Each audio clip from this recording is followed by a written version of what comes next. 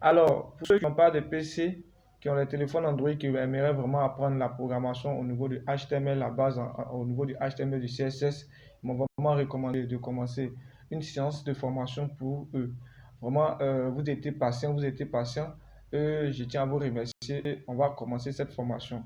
Pour cela, pour ceux qui n'ont pas trop de notions en HTML, je tiens à vous dire que si vous voulez avoir plus d'informations sur le HTML, tel que la date de création et le créateur du HTML, veuillez vous rendre voilà, sur le site de Wikipédia et tapez HTML simplement. Vous allez avoir plus d'informations sur la date de création, quelle année ça a été créé, que signifie HTML. Mais je tiens à vous dire simplement, HTML c'est un langage de balisation, c'est un langage de balise.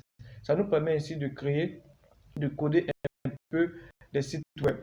Voilà, le CSS tout simplement le design. Je pense bien que j'ai déjà fait une vidéo qui a parlé un peu de la différence entre le HTML et le CSS, donc je ne vais pas trop tarder sur ces différentes explications entre le HTML et le CSS. Dans cette partie, nous allons télécharger et installer le logiciel qui nous permettra de créer, de travailler travailler en programmant le HTML. Voilà. Pour cela, je me rends sur Play Store. Je me rends sur Play Store, bien sûr, sur Internet. Le site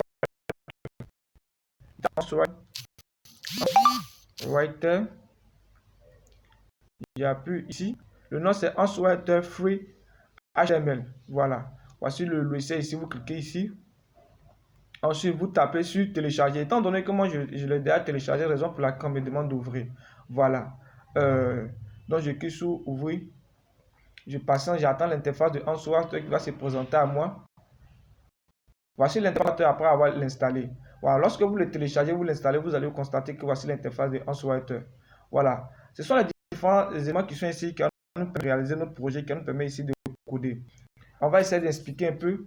Cette barre qui est en haut, les trois barres qui sont alignées de façon horizontale, excusez-moi, de façon horizontale, on appelle ça plus souvent le hamburger. C'est une barre qui contient les fichiers que nous avons enregistrés pour notre projet. Lorsque je clique ici, vous allez constater ici, voici les différents projets que moi j'ai déjà enregistrés. Voilà.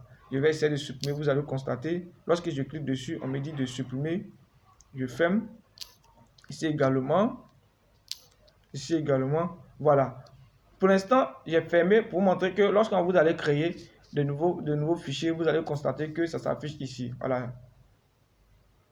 Donc, et le plus nous permet de créer un nouveau fichier. Donc, je clique ici sur plus, ça nous permet de créer un nouveau fichier. Le CDK ici permet d'enregistrer. Lorsque je clique ici, ça enregistre. Voilà. Je vais faire un retour parce qu'il n'y a pas besoin d'enregistrer. Le triangle qui est là nous permet d'exécuter ce que nous avons saisi. C'est-à-dire, lorsqu'on finit de saisir dans l'interface qui est là, vous voyez, saisir quelque chose. Le triangle qui nous permet de visualiser ce qu'on a saisi. Vous voyez, quelque chose s'affiche ici. Je vais zoomer, vous allez constater. Malheureusement, ça ne veut pas... Bon, on va laisser comme ça. Voilà, ça nous permet de visualiser.